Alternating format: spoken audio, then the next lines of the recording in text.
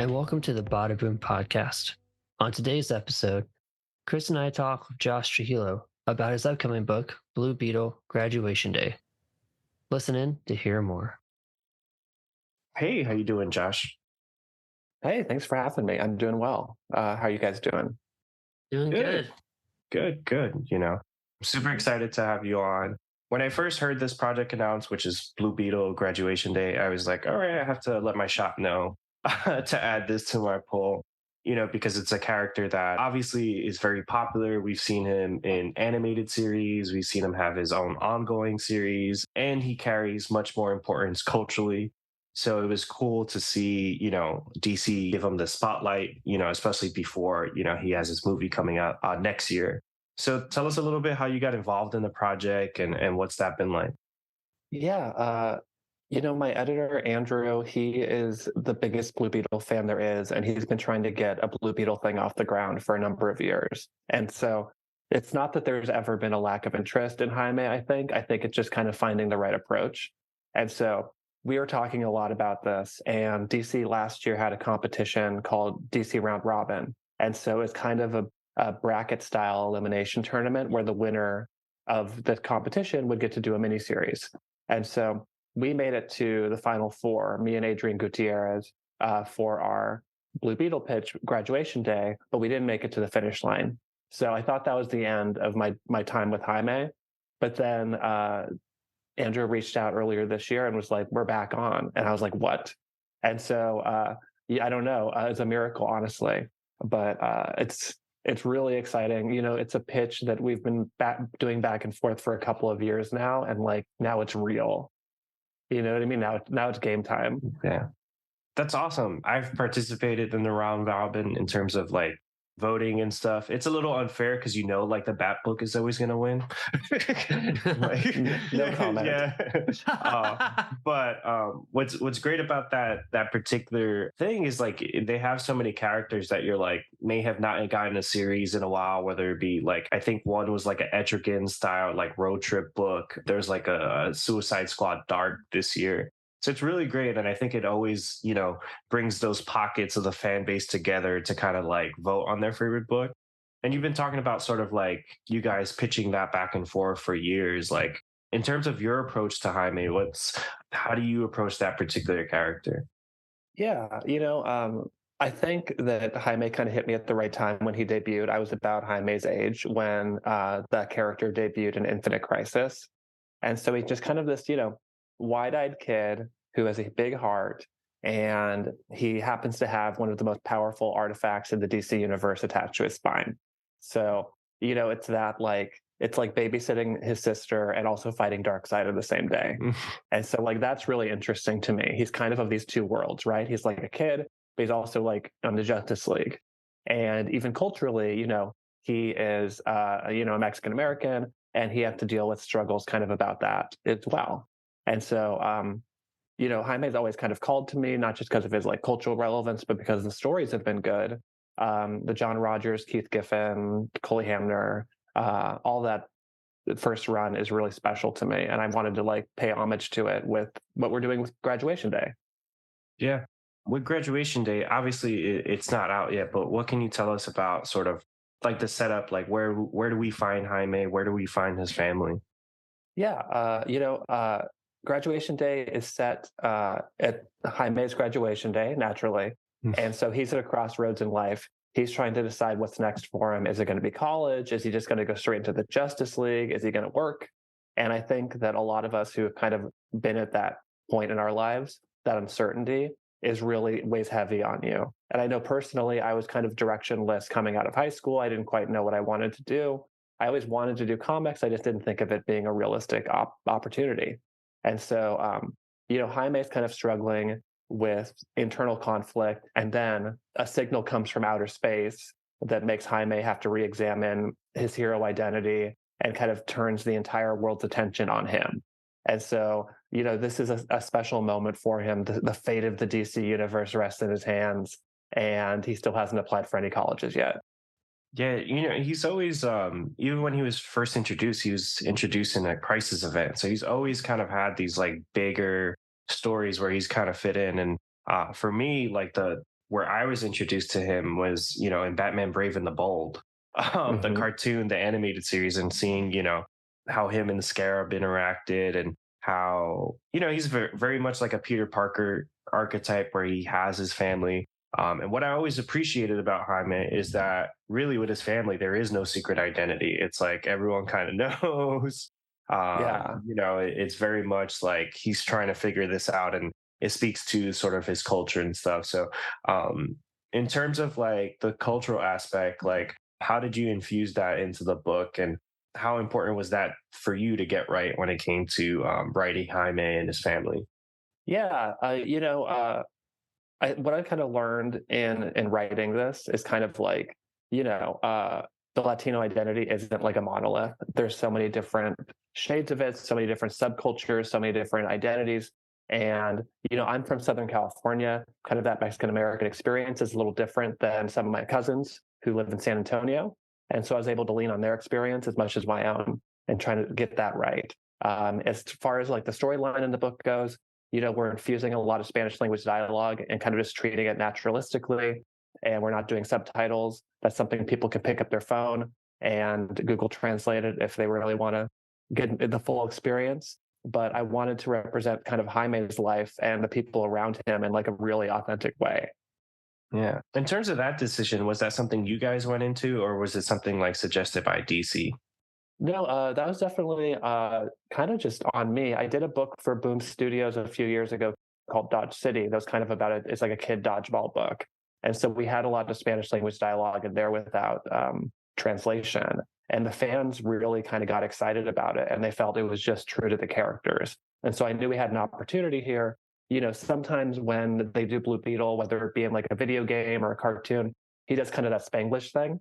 And like, I was like, that's fine. But like, I think we can we can take a step forward and like have actual conversations. And like, you won't be lost reading the book if you don't speak Spanish at all.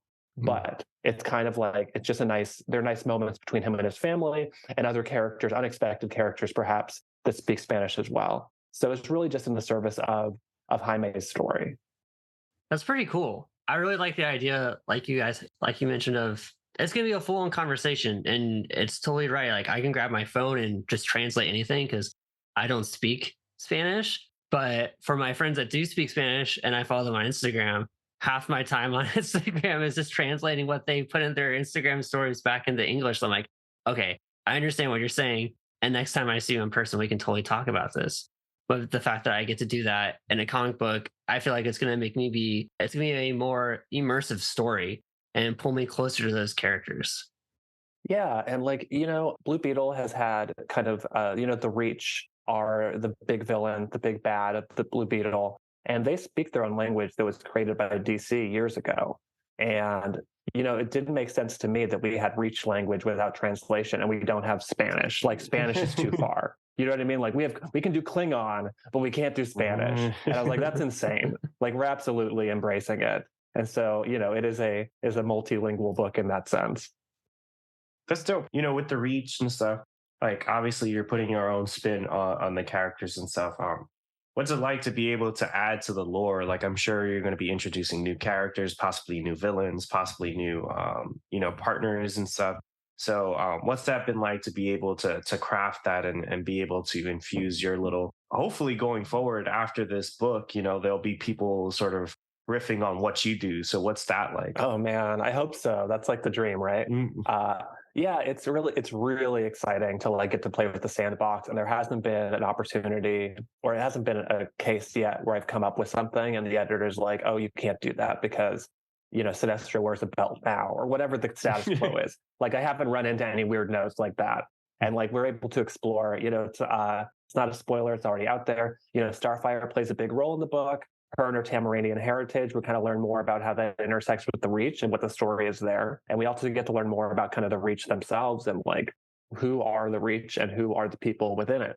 And so getting to do all that stuff is really exciting. I get to write some of my favorite characters in the first issue. There's one of the biggest heroes in the DC universe is right there. And I'm just like overjoyed that I got to write him for a few pages. And I get to write some of my favorites in issue 5 as well. But like, I hope that this era, the Josh era, that Josh Adrian Gutierrez, Will Quintana, Lucas Gattoni era. I hope that it sticks. I hope that people really like what we're doing with the character, and we wanted to take Jaime to the next phase of his life. You can't go home again necessarily, and so for us, it was important to figure out what's next for him. And is that like scary or intimidating at all? Obviously, like the character for at this point close to 20 years has been around, has sort of been in the same sort of section of their lives. Like, is it scary to take them to, this almost like adulthood where, there's going to be different challenges he's going to face, and also kind of I think when people high school, getting out of high school is such an important juncture of people's lives, and I think we all remember when we had that shift. So was that scary or intimidating at all to kind of be like, all right, I'm the one that's going to take this character out of their comfort zone, out of what people view them as? Yeah, I think there's always a risk there, but that's like the fun of it too. We the first issue takes place exclusively in El Paso, Texas, which is Jaime's hometown, and kind of going from there, we're going to be seeing a new corner of the DC universe called Palmera City. It's a new city. It's kind of like Silicon Valley if it was on the Gulf Coast. So it's a little bit San Antonio, it's a little bit Silicon Valley, and it's kind of giving Jaime a Gotham City of his own and finding a way to like create a more diverse, more interesting, more vibrant DC universe. And so I hope that like Palmera is going to be a new go-to location, just like Coast City or Opal City or, Metropolis. And so like, I hope this stuff really resonates with readers and they want to revisit these areas and these characters. But we're just trying to tell the best story we can for these issues. On this podcast, like at least 10 times already, we've riffed and you're pitched gonna do our this? like our Blue Beetle booster goal. Like, hey, like someone they need to do something with that. Obviously, you can't spoil things, but does Ted Cord have a place in this new story? And is it possible we'll see Booster Gold in any of these issues? I can definitely tell you that Ted's a part of the book. My first instinct was no Ted. This is Jaime's story. Get out of the way, Ted. But kind of in doing revisions on it, I realized that he had there was a place for Ted, and it was like a really important spot. And so I grew up reading like Justice League International reprints, and like I love Booster Gold. I love 52 and Booster storyline there. And so I can't promise you Booster Gold right now, but I would say keep reading. Okay, that's awesome. That's all we needed to know, Yeah. But yeah, it's a great world. We both love these characters wherever they appear, like whether it be the Injustice game, Brave and the Bold. We love Young Justice and the way Oh yeah. they portrayed Jaime. And like I know, like one thing I always found fascinating about him is for his relationship with the Scarab. I think sometimes it's portrayed in different ways, where it's like, hey, sometimes the Scarab is a killing machine, and he's Mm-hmm. trying to like rein it in and stuff, or he's like talking to himself and you don't see like the Scarab captions. Like, how did you go about it? Is it something that you wanted to really dive into, like in terms of like dynamic between Jaime and the Scarab? Yeah, the dynamic between the two of them is kind of a little fractured in the storyline. It's something they have to work on. And like kind of a goal of this story was to give Kaji Da, which is the name of his scarab, kind of a unique arc of his own.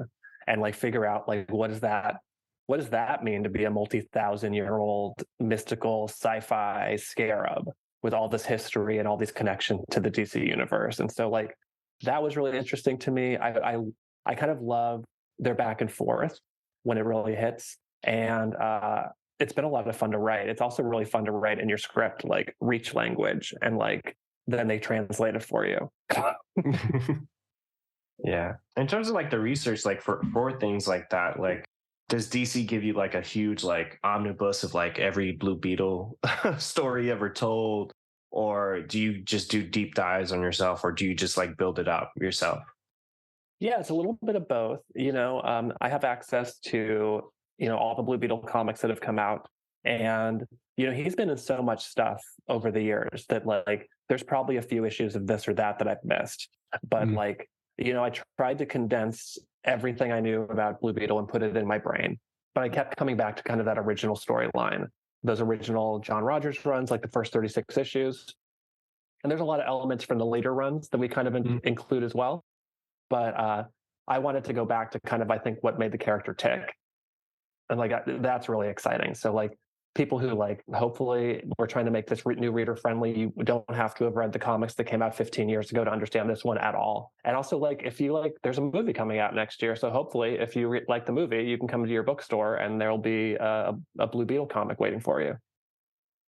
Or maybe there won't because it's all sold out. I know that's actually the hope, right? Yeah, or the hope is, when they get to a sequel, they get to introduce the characters you introduced. That would be like the. I would lose my mind. I wouldn't be able to breathe if anything I ever do becomes another thing. Yeah, Awesome. I think it's really cool how, like you mentioned, you're going to explore more of the Reach because we haven't seen a lot of them in different aspects. Because like I got introduced to them through a Green Lantern comic book, and then they showed up in Young Justice, and they've been here and there in Green Lantern. So it sounds like they're going to be a huge part of this story, and there's going to be so much stuff that you're going to have to tackle with it with Jaime, and how this is going to be just probably like the only thing he's going to have to fight for like the rest of his life, it sounds like. I mean, I think it's going to be an ongoing struggle for him. He's got this connection to the Reach that's physically attached to him at all times. But we do deal with other villains and other threats within the miniseries for sure. In our first issue, we introduced a new antagonist called Fadeaway. There's an old DC villain called the Fadeaway Man.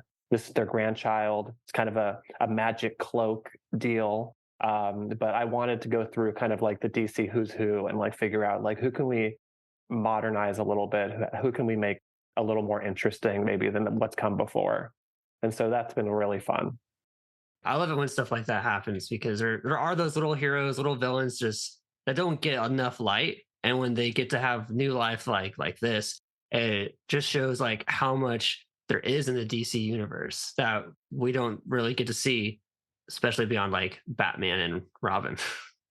Yeah, like Legacy is such a big part of DC heroes. Jaime is like the third Blue Beetle to where the I guess Ted didn't have the scarab. You know what I mean? He's the third Blue Beetle. And like it's interesting that they're like villain legacies as well. And like I kind of wanted to play that up too. So definitely new villains besides the Reach, but Jaime is always gonna have to deal with those guys.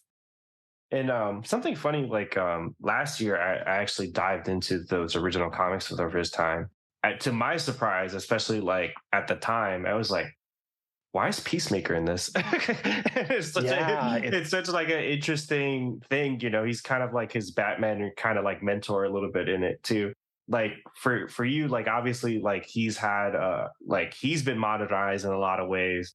In terms of like what DC had for you, was there any like mandates for certain characters to put in, or anything that you had to do to maybe tie it to something else? Let's see. How do I even? There were some elements that DC wanted kind of to fold in, and I think we did a really good job with that. But like the goal, my editor wanted Jaime to graduate from high school, and so that was the core of the pitch, basically to me, was like, what does that look like for Jaime? Where does he go next? And so I'd say that was the big one. They haven't been like, oh, you have to use the Reach, oh, you have to use a modernized version of Fadeaway Man or anything like that. They've been super flexible, and like I'm always shocked when I can write like character X on the page and then I'm allowed to use them. A lot of people will be like, because Starfire's in the book and she's on the first cover, and so people are like, oh yeah, DC made you use Starfire, huh? And I'm like, no, you don't understand. Like I was the one like fighting to use Starfire. Like I love these space characters. I love folding them in together, and it's like anything we can do to make the DC universe feel like tighter and like more fleshed out is like really exciting to me. I'm one of those like continuity nerds. I like when things unexpectedly connect. Yeah, I'm really excited to read Graduation Day, especially with all the space characters that you've mentioned, because I feel like in the DC universe, everything kind of just happens on Earth. And Green Lantern is the main character that gets to do all the cool space travel and meet all the aliens and stuff like that. So in the future, is there another character, whether it's in space or on Earth, that you want to work more with? Me and my friend Josh Trujillo, we joke around about this a lot, but we're dead serious. We like Bunker. Do you guys know who Bunker is? We love this guy. He is a gay Latino who has Fortnite powers. He like makes bricks and like walls and like buildings. And it's like, I just think he's so cool. And I'm like, how is DC sleeping on this guy? And so like whenever I get the chance, it's going to be Bunker. Oh, that would be awesome. When we were looking over some of the things that you worked on in the past, I was like, I bet Josh has worked on Bunker. And then when I didn't see it, I was like, man, I hope that's someone that he wants to tackle in the future because I know I'm the Bunker guy. I let every it's like Bunker, Dreamer, Legion of Superheroes. Those are like kind of like what I'm hoping for the future for me. But obviously, like what I really want is to do 100,000 issues of Blue Beetle. Hey, well, we can't wait for graduation day. We're going to be one of the first people to pick up a copy at our shop, and hopefully in the future, because I'm a big Bunker fan as well too, we'll get to see your name on a Bunker cover as well too. Oh yeah, I'm champion of Bunker, so as long as it takes, I will keep fighting that fight. Maybe in the next round robin. Oh, that's an idea. Yeah. And then also like obviously we've been talking about Blue Beetle, but in terms of like other projects you're working on, and I know you really have made a commitment to kind of spotlighting, LGBTQ characters in your work and stuff. Like what are you working on these days outside of Blue Beetle that you want to talk about? Yeah, so this month, Hulkling and Wiccan comes out. It's the second storyline I've done with those characters. It's a follow-up to last year's Hulkling and Wiccan. It deals with kind of the consequences of Billy rewriting reality in the first storyline and kind of what that means for them as a couple. And so that's really exciting. I'm doing I have a Bill and Ted Day of the Dead special, which is just like goofy fun. I'm a total 80s, 90s kid. So as like I get to write Bill and Ted, like that's like I liked them before I liked superheroes. And so like that's cool. And I'm doing an Agretsuko miniseries for Oni right now with Abigail Sterling. And it's like that franchise, that character has so much bite to it. You can write the meanest thing possible, but because they're cute Sanrio animal characters, like it just comes across as like, oh, that's nice. So like it definitely like the stuff I get away with in Agretsuko is like edgier than the stuff I've done in like Rick and Morty. That's awesome. But yeah, thank you for coming on. Again, we're super excited about the book and what you have going on. Obviously, Jaime's having a moment, and we hope it lasts very long. And DC in the past has extended series, so hopefully people respond really well to it so that we can see not just 6 issues, 12, 22, 50. I know, fingers crossed, right? But even so, we've got a great 6 issues, and there's a lot of surprises coming up too. So keep reading. And with that, bada boom. Bada boom. Bada boom. Thank you for listening to the Badaboom podcast. Keep the conversation going on Instagram, TikTok, and Twitter. Get in the comments on our YouTube channel and let us know what you'd like to hear next. And please subscribe to the podcast on Apple Podcasts, Spotify, and wherever you listen.